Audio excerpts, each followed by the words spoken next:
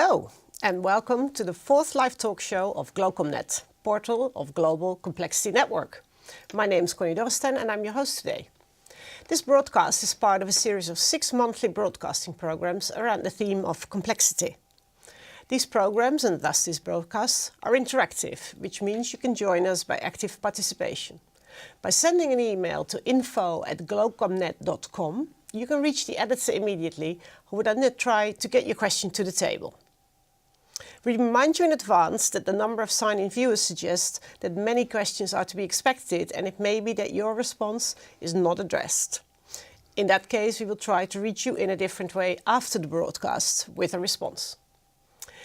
Today we're talking about personal development, and joining me are Professor Lex Hoogtuin, University of Groningen, and Sujata de Poel, a career consultant on personal development and a former trainer and coach at the University of Groningen. And for all clarity, we have agreed to address each other by first name. Welcome. In previous episodes, we talked about how companies can learn to deal with complexity and uncertainty. Today we go to the other extreme, the micro level. You, me, us. Nothing changes without human impact, and that does not start with a corporation or team, but with each individual using his or her creativity, mental DNA, experience and instincts to deal with this very complex environment. Today's broadcast is also a perfect setup for our next episode on storytelling. So listen to Lex and Sujata on how they made choices in their life, dealt with good and bad luck, and are still doing so every day. The stories will give you hooks for your own life, but there's more. There are skills you can develop to survive or even thrive on uncertainty. Point your ears, let's go. So, Sujata, I'm going to start with you because you really intrigue me because you have this beautiful Indian first name and then there's the De Poel, which sounds distinctly Dutch. Give us a bit of background. Thank you, Connie. You're right. My first name is indeed Indian. I come from Kerala, which is in the south of India. It's a very beautiful state by the sea. Yeah. And I met my Dutch husband in India about 30 years ago. And we've raised 5 children. They're all adults and young professionals now. And I've lived and worked in India, in the Indian subcontinent, in Asia, in the Middle East, and now in Europe. And I'm really fascinated by the topic of personal development, and I would say that I am very passionate about helping others find and achieve their highest potential. Fantastic. And so then Lex on the other extreme, I mean, we and the viewers know you as an economist, so you would think that's a person who really much rather deals with large complex issues and numbers. What is your connection to the personal development topic? Born in the polder, born in the Netherlands, and only lived 4 years abroad. So it's completely different, and still arriving then at a similar topic. Yeah. To be fascinated by the similar topic. My approach to and my road to personal development go through uncertainty, go through complexity, but more in particular. Uncertainty, a topic that I dealt with at the university also some 30 years ago. That started at that time, and what I learned when I started to study complexity and uncertainty in particular, is that uncertainty is a fundamental part of the human condition, and we cannot predict the future. We have to cope with it, and basically the core of living, not only of companies but of persons in particular, is how do you cope with that in an environment where you cannot predict. So you cannot plan anything in advance in detail. So life is developing. Yeah. A personal life is personal development, and that's how I arrived at it. And I was surprised myself that I would find myself focusing on this topic 30 years later, being a classical It economist. is, because sometimes some people view it as like a soft skill, but it's not at all, is it actually? Personal development is not a soft study or a soft subject. No, it's not soft. It's not soft at all. As I said, it's the core of life. It's you cannot program your own life. I think that's the big difference between a person and a computer. Yeah. And that's also the difference between, let's say, artificial intelligence and a real person. Yeah. Right. And do you, just one question, because you lived in so many countries. Do you think that this whole drive that at one point came about, and this drive towards certainty, that it had to do also with the, prosperity and seeking certainty goes hand in hand? Do you see that people in other cultures are actually much better at dealing with uncertainty than we have become in the West?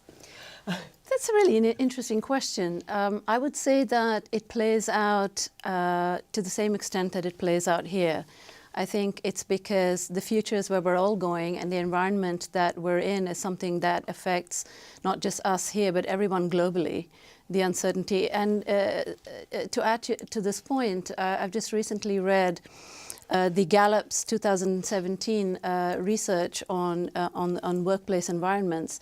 And what they've discovered is that motivation is at an all-time low in the workplace. People spend most of their lives in the workplace. Yes. And it's quite shocking, actually. It shows that only 15% of employees worldwide are actually engaged, which means a stunning 85% of employees are disengaged. So what Gallup has discovered is that the biggest reason is a failure for organizations to be able to adapt to this uncertain and complex environment that's happening so rapidly.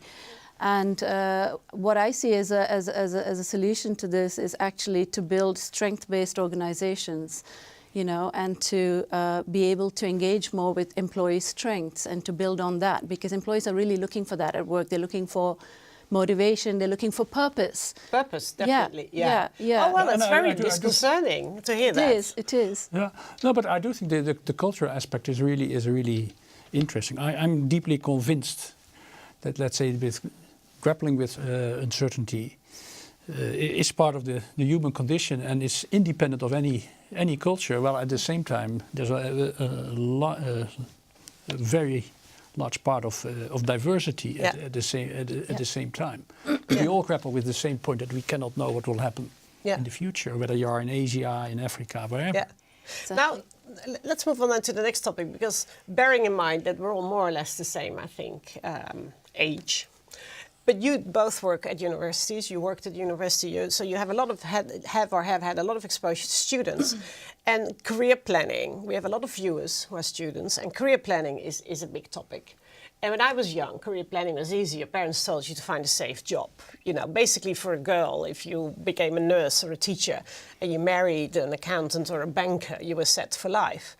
And I don't think it's really I never thought it was the recipe, by the way, but. How should people go about career planning now? Well, that's a very interesting question. I think the first point would be that the main difference between then and now is that careers are no longer following a straight trajectory. In other words, they're not linear anymore. They don't even look like a pathway. They look more like a maze. Yeah. Do you know what I mean? Yeah. So navigating a maze requires a whole different skill set than navigating a straight trajectory. And it's exactly what you said. My father was a banker for 30 years and he did nothing else. And he just moved up within the banking sector. Whereas now I think that millennials and all of us really need to develop a different skill set, which includes adaptability and resilience. And it's more like we're looking at shooting moving targets rather than target that's standing still. So that's a huge difference. The other thing is to understand millennials better, and I think that organizations need to gear up a bit more towards understanding millennials and what their needs and desires actually are. So when millennials are asked, what they're saying is they really want to work more with development and with growth and with strengths. They want to have coaching conversations in the workplace. And interestingly, they want to work with what they do best, which is actually a strength-based approach. So they want to do what they're best at, which is actually part of the solution. Yeah. So these are some of the differences. Another thing is that they face massive competition. So it's no longer about having a degree or having good grades. It's about differentiation. So that's a challenge they face. I would say, to sum up, that both us, our generation, as well as the millennial generation, really needs to develop a new skill set that is going to equip us better to face an uncertain future. Yeah.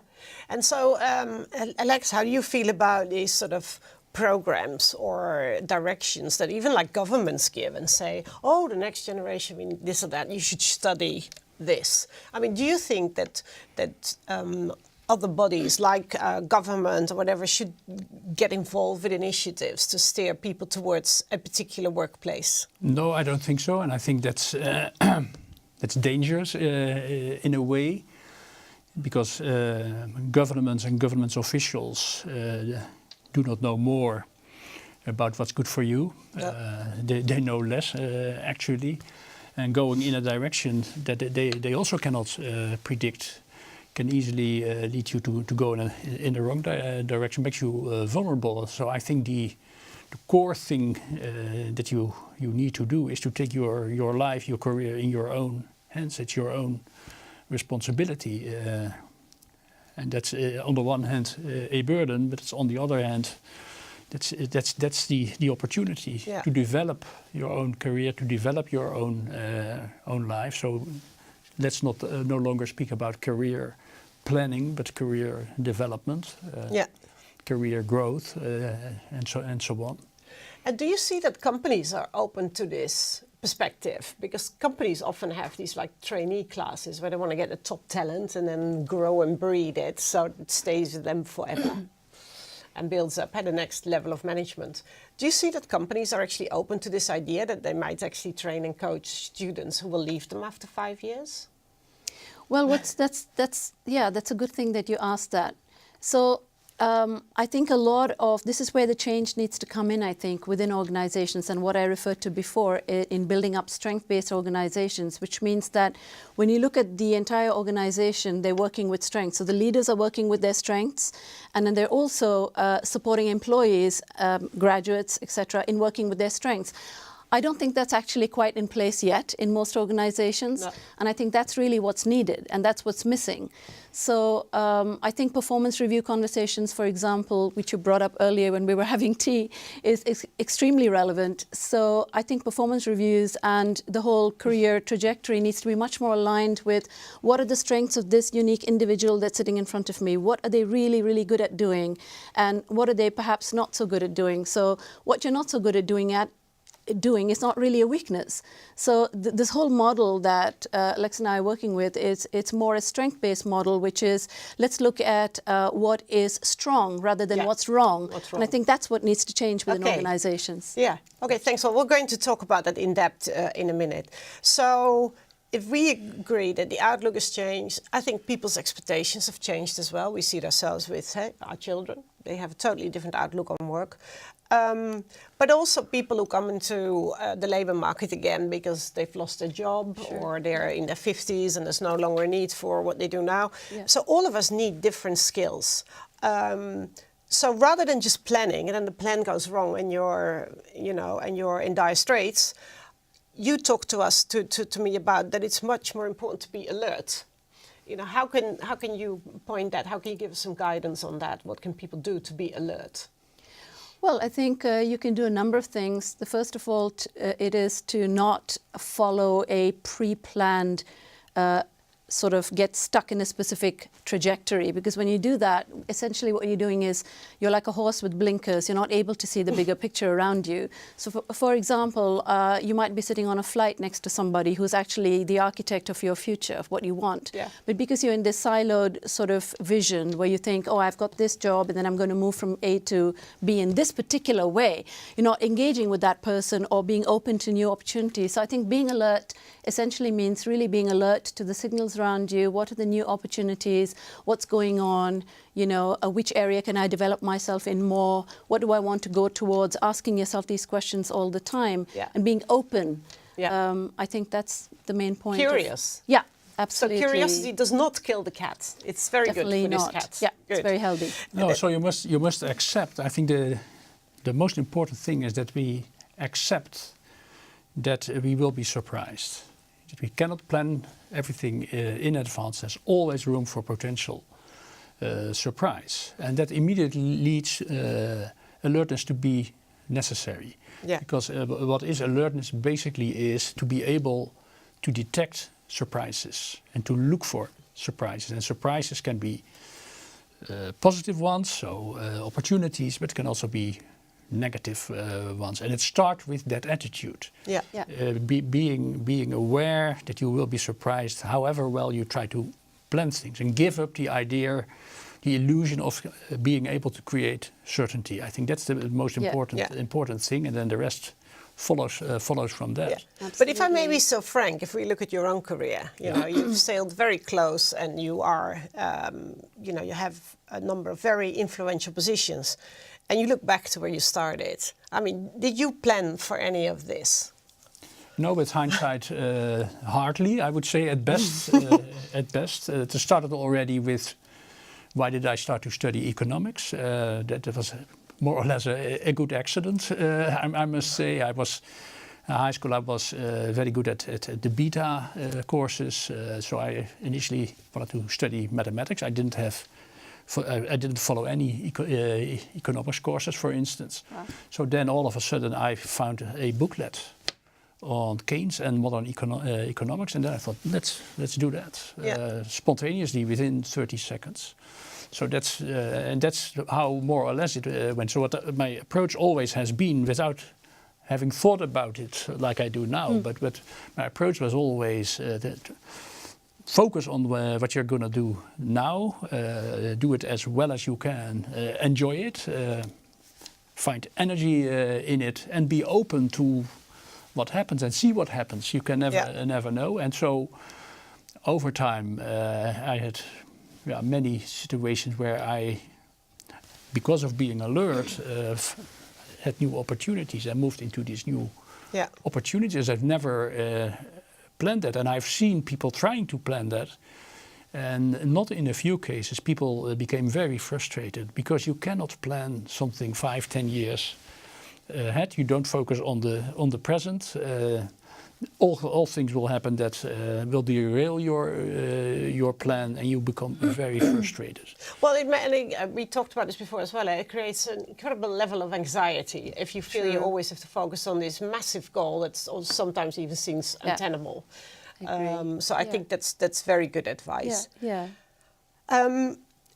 If I could just add a tiny example. Please do. I'm so sorry to interrupt, but I couldn't resist. Alertness. So an example from my own life, if I can, really quick, is when I lived and worked in Syria, there was a border bombing, and the institution that I worked in was shut down overnight because of political reasons. And overnight I was out of a job. So I also realized that there was an opportunity here, because the international school was shut down exactly the same time. And here was I looking for work, and here were a bunch of hundreds of parents whose children didn't have a school to go to. So I connected with the parents, and within a week we had a school up and running in the home of one of the parents. So here's a simple example of how you can use your alertness and your adaptable skills to actually create opportunity out of disorder. So perfect. Yeah, and that is something that you could never have planned in advance. It was a complete black swan event. We'll when we come to the model, because there's something about having an entrepreneurial attitude as well. I do want to come back slightly to this culture thing, because I travel a lot and I work in other places. And if you talk about career planning, etc., sometimes other people put great emphasis on your career, which is dangerous, because if the career is gone, suddenly you're nobody. That's seriously dangerous.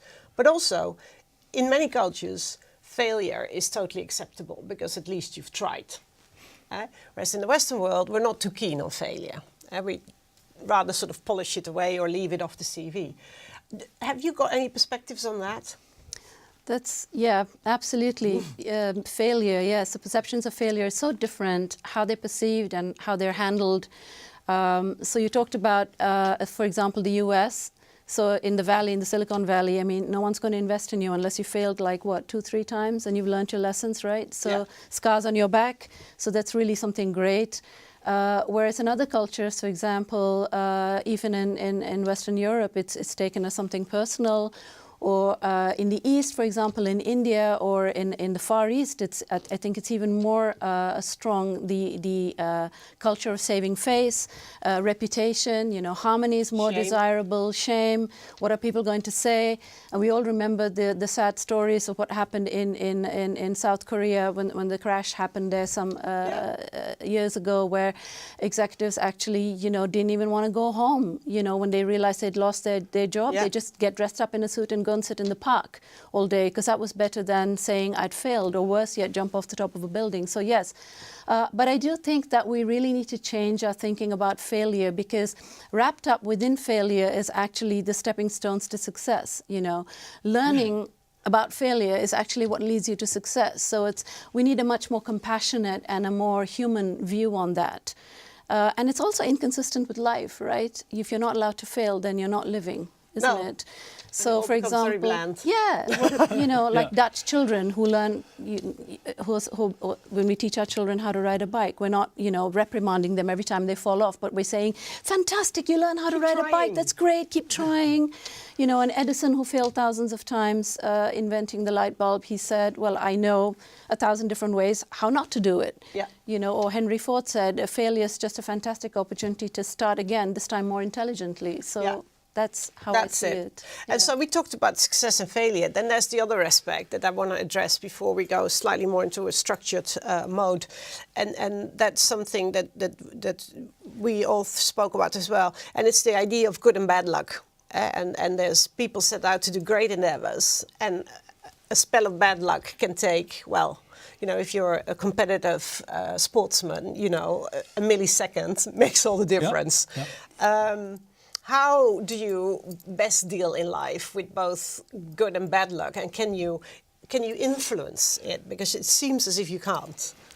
Yeah, this is really a key point. So if we relate good and bad luck to surprises, which I think is a similar way of saying it. So everybody will be open to good luck and bad luck, and that's inevitable.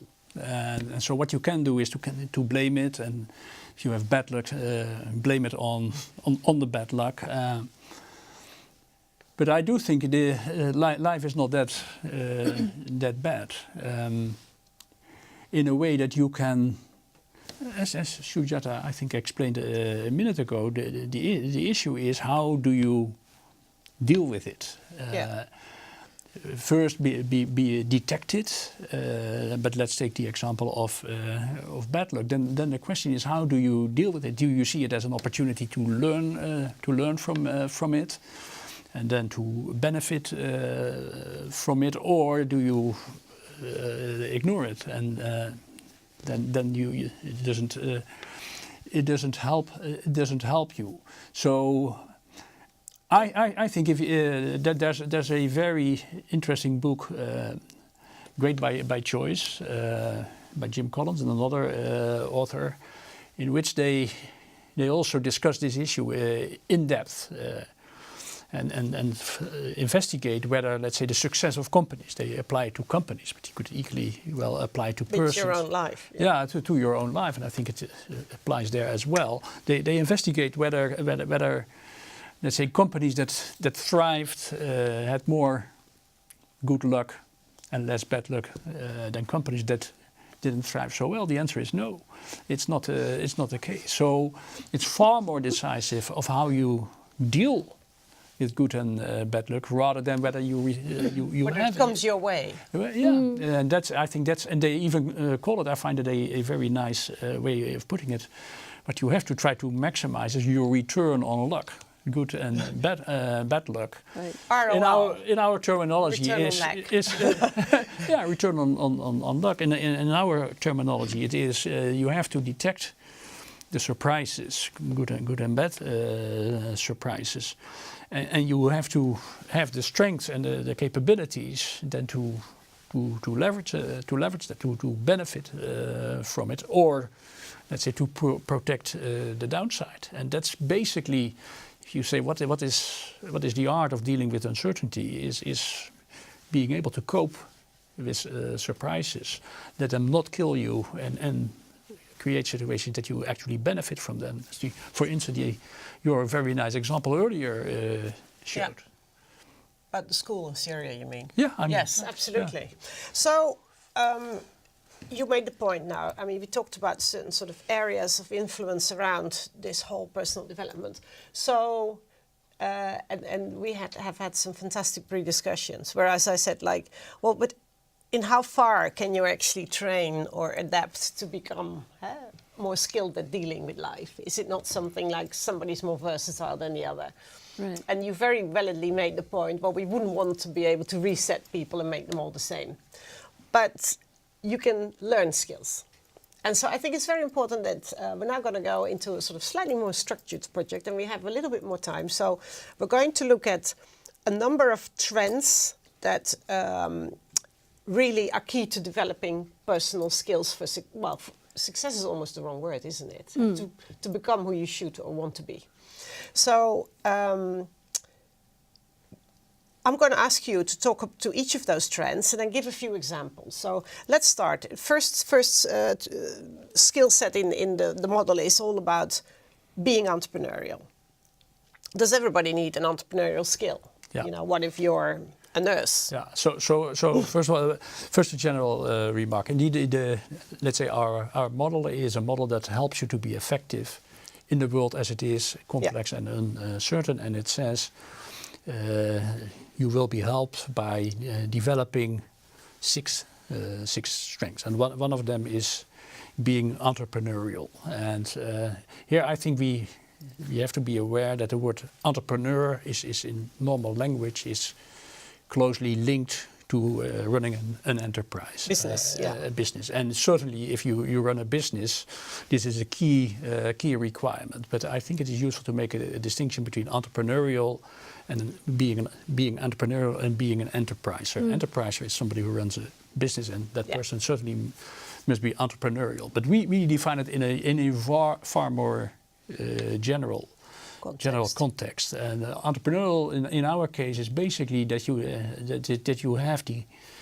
capacity to act autonomously as an individual, as a human being, independently, having personal responsibility for your own life, pursuing your own objectives, happiness, whatever you want to pursue. And that's basically what people are doing. What is a human being that is not too much restricted. So the answer to your question then is not does everybody need it? It is what everybody is in the end, unless you are a slave or performing a function that's purely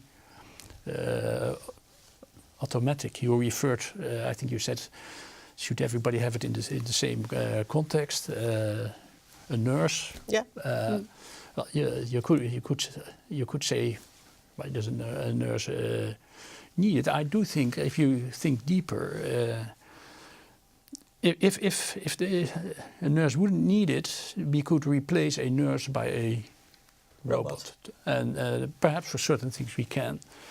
But I do think there's something missing then in the personal touch, the personal values, the personal care, the personal interpretation of what is happening with the other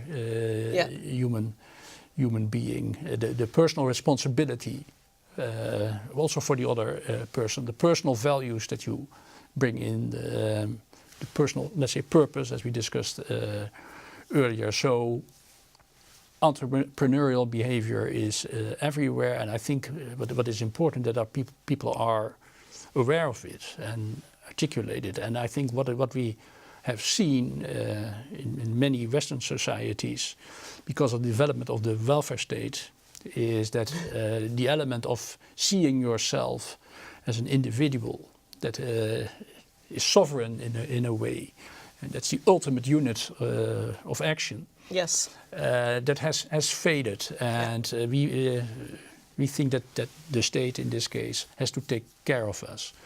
And I think that it has undermined the entrepreneurial capacity in Western states. You're sounding like Mr. Dalrymple.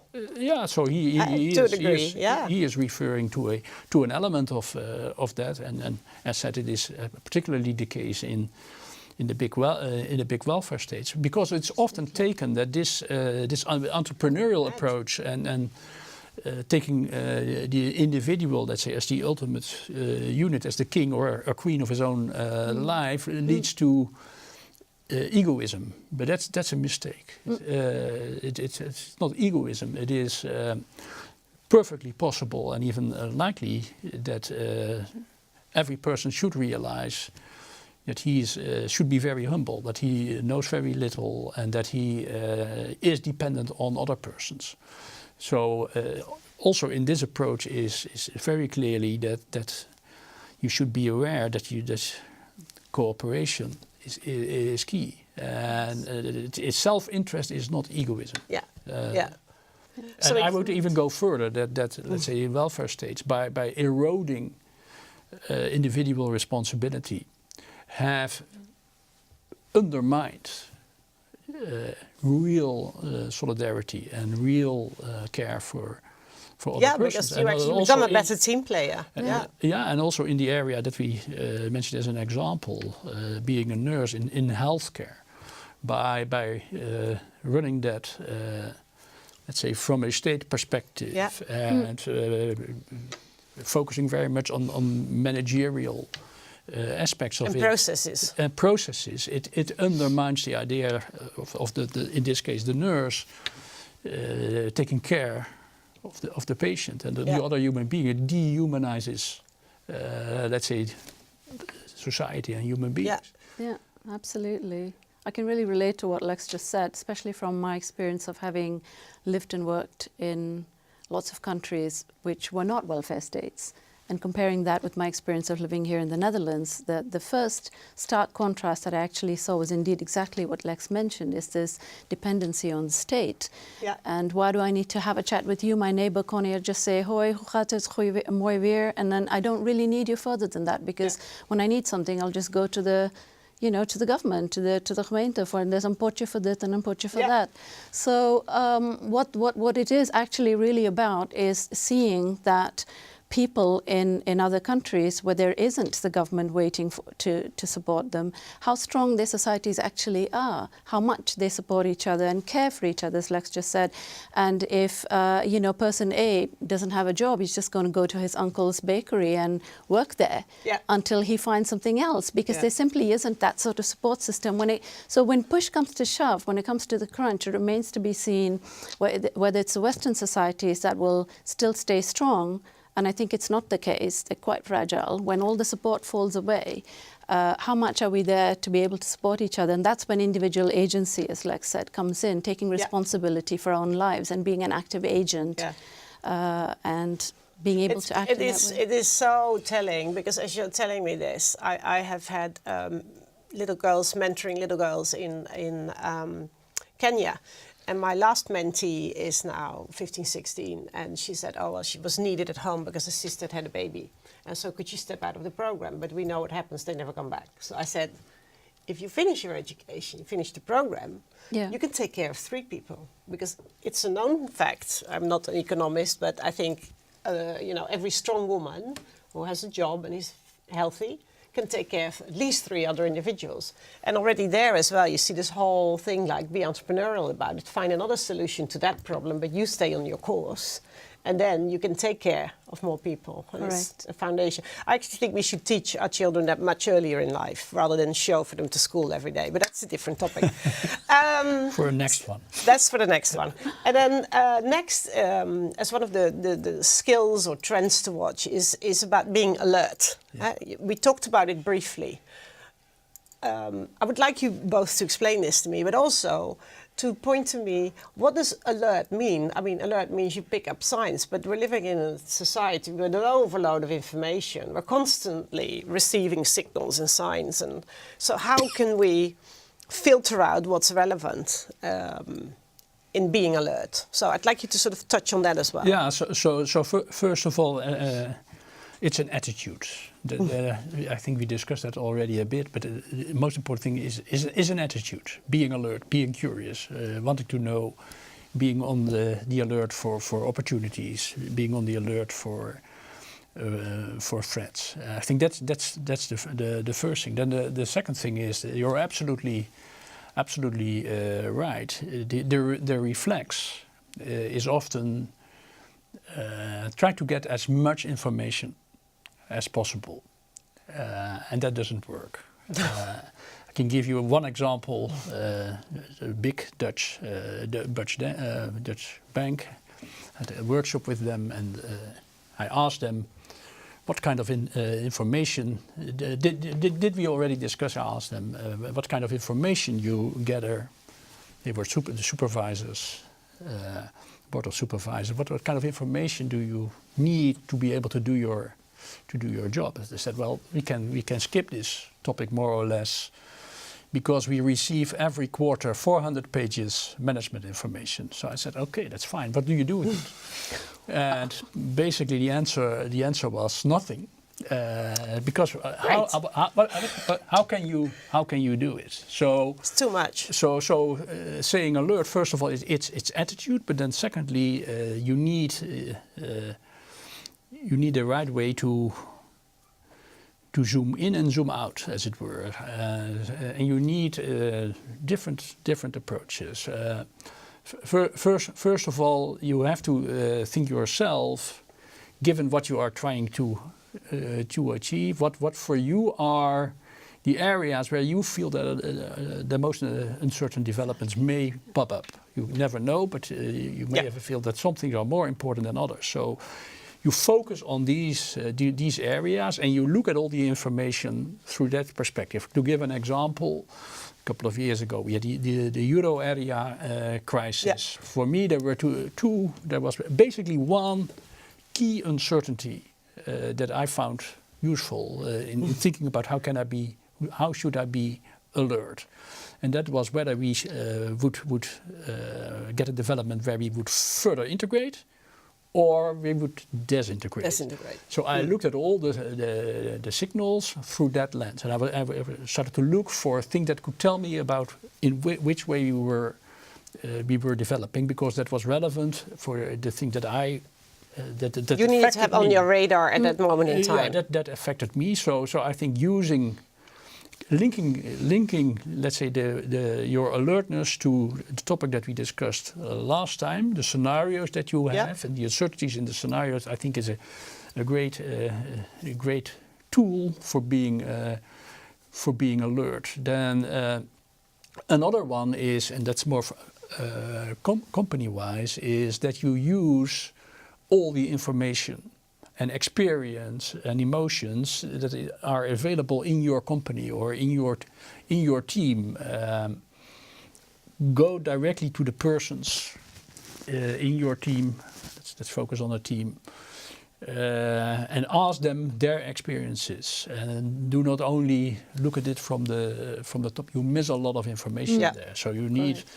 You need that input. There are other techniques, but it requires first the attitude, and then also think about how to do it, and that goes even to the technical infrastructure. In the end, what kind of an IT system do you need, and how do you also ensure that you have the right culture if you talk about groups? Because one of the difficult things is that you get people to report to you bad news. Yeah. Good news is never a problem, but bad news is always a problem. And in some cultures, some environments, it's very difficult to report bad news. Governments are a prime example there. Oh, you lose your head. Yeah. Yeah. Simple. So it's So 80. I always say, without having based that on statistics, but 80% of the civil servants are working on showing that the policy that was implemented was a good policy. Yeah. Even if that's not the case. Even if it wasn't. Yeah. So, okay. And would you agree that I find that if I want to have at least some focus as well, and it doesn't need to be the opposite of alert, I'm still very alert, but I can't be alert to new makeup and trends in technology at the same time. So I have sort of few key areas that I'm hyper alert for. Yeah. And then sometimes when I have to be, I also almost zoom out of other environments. Would that be a bad thing to do? No, that's exactly. I think that's exactly what I meant. You have to sometimes zoom out, but you have to. I think it's more important, given actual behavior that you see, that you zoom in and focus on the things that are relevant to you. And what is relevant to you, there's only one person who knows that. That's you. And that's, for instance, what you often see is that companies or asset managers try to invite somebody, an expert, who then tells them what the outlook for the world economy is or whatever. I think that's totally irrelevant. That's a waste of time. You should focus on what is relevant for your company and your situation. Correct. Yeah. And it's almost like I would see it the way you see it as well, Connie. And what Lex has explained, I totally agree with both of you.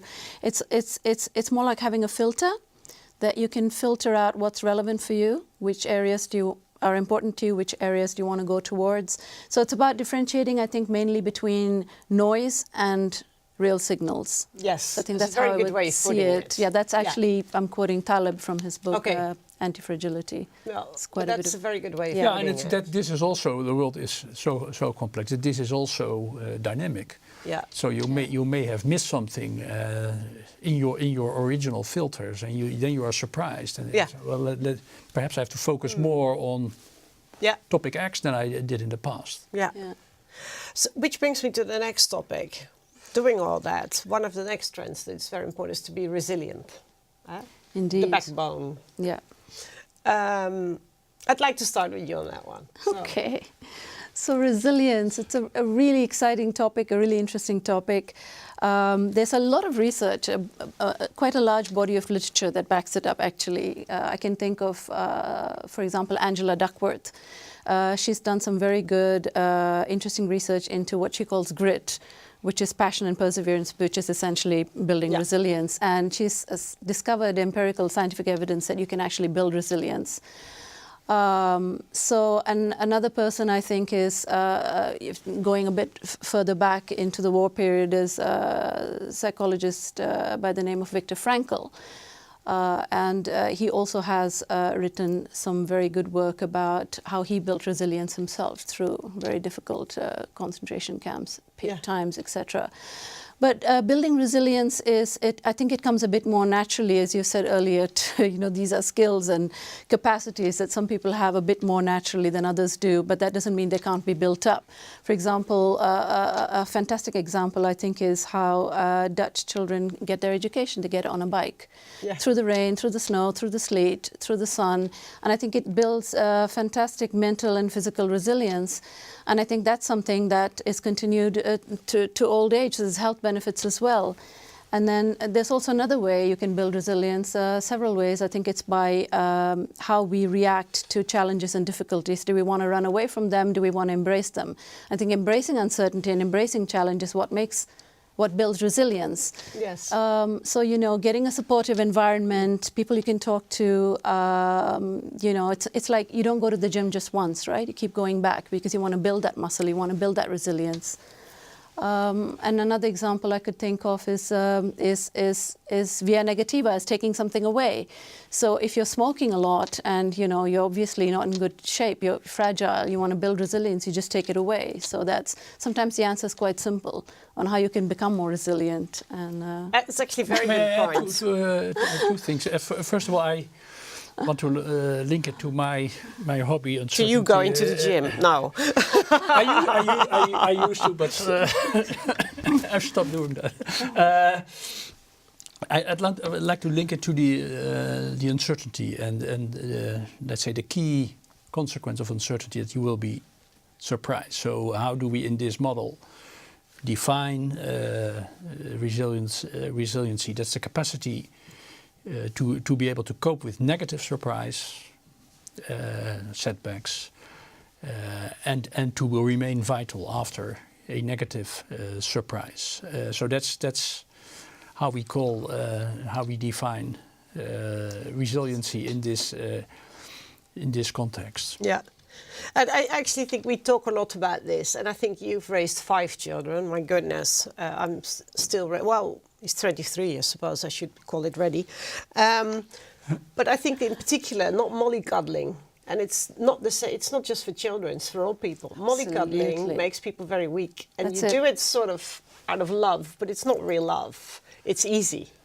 And as I always say, I believe in the model of tough love because it's the real love. And I always see it's a beautiful contradiction because right at the moment when young people are incredibly open to experimenting new things, daring stuff that we don't dare anymore, we sort of try to comfort them back into too easy a life. Whereas between, let's say, 15 and 22, 23, 25, Absolutely. they dare everything. So would you agree that that period in your life is very important to build up a certain level of resilience and we should let them loose a bit more? Absolutely, absolutely. I think experience and experiential learning is the greatest teacher. And, trying to protect ourselves or our children too much doesn't always lead to them becoming stronger, but rather weaker.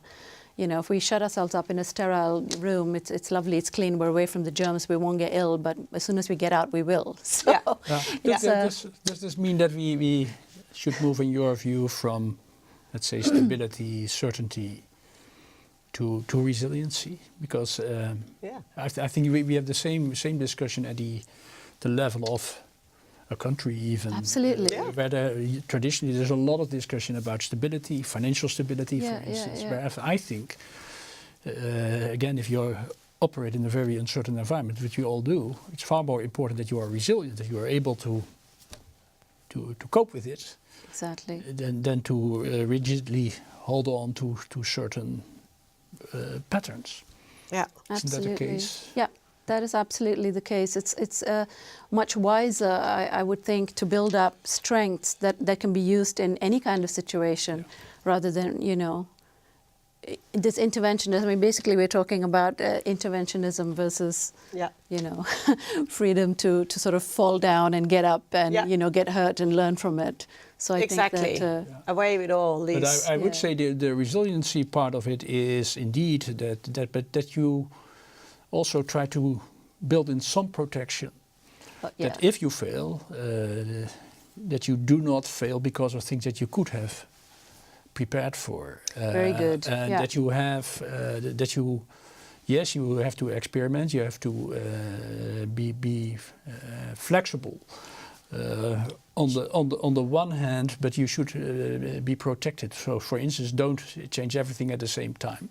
So try to operate in a fail-safe way. Good. Of course, never ruling out that you will make mistakes and there will be surprises, and then you can cope with that. But it's a very good point. Never change everything at the same time. It's like change job, husband, country, and whatever. It's a bit much. Yeah. It's a bit much. All in one go. I would agree. The next three elements that we're going to talk about with you are there's some expected and some very new ones. I want to talk with you about creativity and how we should put that in the right context, and then anti-fragility, which is a rather new term. It came new to me as well, and then adaptability. So let's start with creativity. I mean, we can all have jokes about how wonderful it is to have a creative accountant, but in which context would you put creativity here for a fulfilling path of life? Let me first say this is, of course, a very good. It's a good point. All the strengths that we are discussing are relevant in general, but are to a different degree for different jobs in different circumstances. I think one of the important things is that you develop a sensitivity for knowing which strength you should use in what situation. Being an accountant, or let me give an even more telling example, being an employee at air traffic control. I think the greatest strength that you will be asking there is not creativity. It would be more in the resiliency, area. So if you are a person whose strength lies in resiliency, yes, go into that area. If you are a very creative person, probably you wouldn't do that yourself. But one of the things that you then could learn is that indeed you should not do that. But even in, let's say, in jobs where the strengths, the required major strengths lie somewhere else, creativity is important, because without creativity, you will not never think about doing things in another way, and you will never be able to, but it's to about develop, putting and it, you will not use your imagination. And I think one of the great capacities of the human brain is that we are able to imagine and to I think that's to a key word in this context. Yeah, it's a key word, and that's important in everywhere. But to a certain to a different degree. That's so creativity is not just arts, but again, as well, I work a lot with programmers, and I think technical engineers need to be massively creative and imaginative, but it's a different style of. But it's interesting. One of the things that sometimes can be very helpful to bring together people where the major strength is in creativity, people from the art world. Yeah. With people who have to use their creativity in other environments where they can learn what it means to be creative and to think out of the box and to imagine things and to for instance, if we again refer to scenario thinking, not just put a scenario in words, which is a possibility, but for instance. Put it in a picture. Yeah, exactly. Try to imagine it. Try to imagine it. Yeah. So let me, because I'm also interested, cautious of the time. Anti-fragility is a very new term to me. So maybe we should take a second more to just explain that properly in this context. Yeah. So anti-fragility. We all know what fragile means. Yeah. Yeah, often, this is a term that comes from Taleb. We already referred to him, who has written a book on anti-fragility. Usually, distinction is made between fragility, and then people often think that the opposite is being robust, being resilient. Yeah, exactly. And Taleb says no, that's not the case. So he defines anti-fragility, put it now in my own words, a situation where you even thrive on turbulence, so you benefit from turbulence. So we have in our model and our approach, we indeed thought it is important to make a distinction between resiliency, what we just discussed, and anti-fragility. So we define it, again, relating it to surprises, and then expanding a little bit, a situation in which a person, if we look at it on a personal basis, benefits from negative surprises and is able to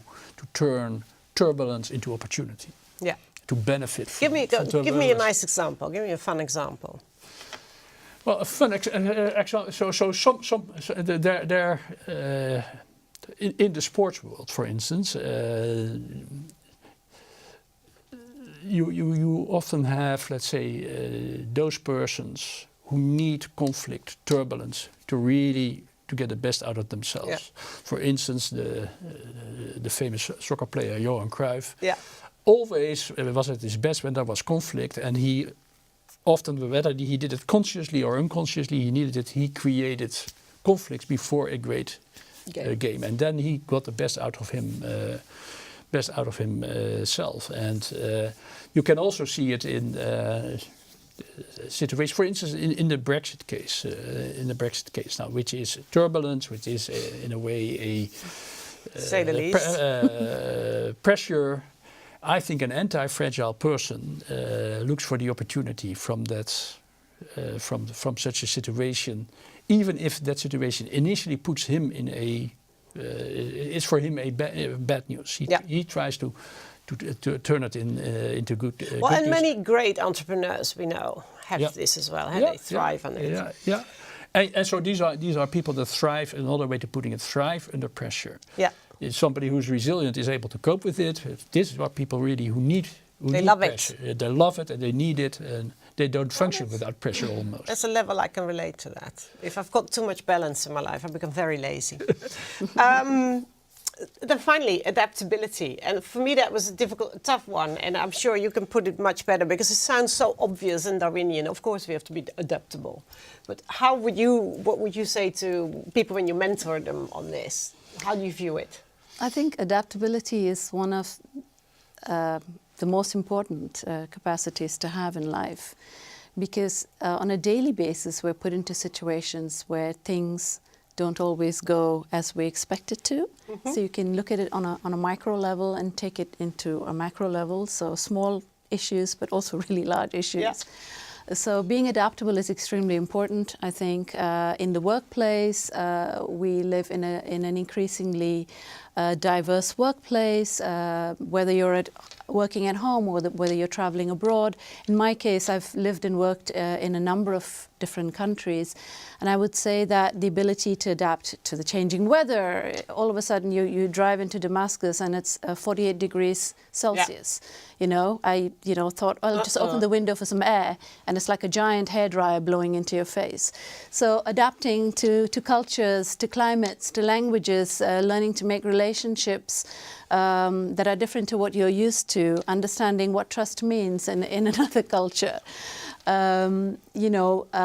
Working in a different country. And how can we best develop that skill? Is it pure exposure to lots of different things, or can you also teach yourself? Well, I think it's both. I think it's an attitude. It's a state of mind. How open do I want to be?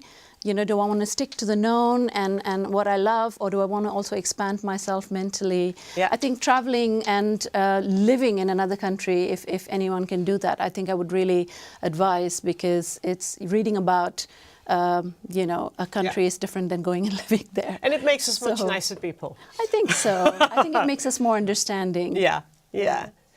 So we're nearing the end of our show, and I've listened to all of this. We already spoke a lot about the differences in culture, etc. So I'm going to be slightly naughty here and put you guys to the test. And I think that if you talk about personal development, I think one of the great things I took away from this is that, of course, you set off in life, people give you all sorts of wise lessons, and you have to pick your own and then move on. So if I go, and I could certainly tell you mine, but I'm not going to do it, yours will be far more interesting. What would be the number one lesson that some old wise man or woman gave you in life that you accepted and have benefited you? And what's the one that you should have never listened to or you didn't listen to? And I'm going to ask you the same. So you get thinking time. Yeah. So for me it's easy, and it's basically the only lesson that I wanna give. The only advice that I wanna give, advice that I learned myself. Live your own life. Yeah. And did somebody say that to you? Perhaps not explicitly, but it was what my parents conveyed to me very, very clearly. I reconstructed that after the event, perhaps, but that's basically. But be responsible. Yeah. So live your own life, but it also means that you accept responsibility. And on the second one, I think my attitude there is be open to any advice, but decide yourself which one you want to follow or not. Feel free to ignore some as well. Yeah. So, my turn. Yes, do you have a fun story for us? Yes, I do. So, advice, I would say that the best advice that I've heard and that I would offer is you should never advise anyone to do something that you don't believe in yourself or that you've done yourself, because there's something unauthentic about that. It might sound glorious, but it's not really authentic. Plus, you're not really being accountable for what might happen with that piece of advice. That's one thing. And I think the other thing is that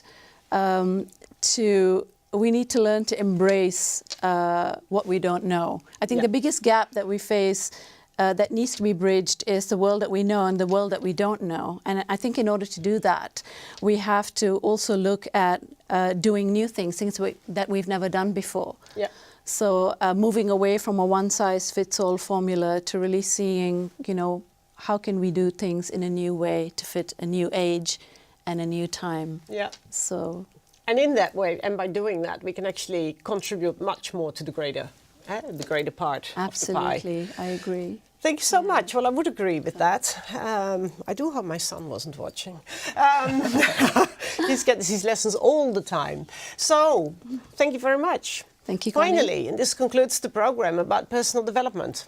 Thank you for your active contributions, your responses, and of course, thanks to our faculty, Professor Lex Hoogduin, Sujata de Poel, thank you very much. It was very interesting.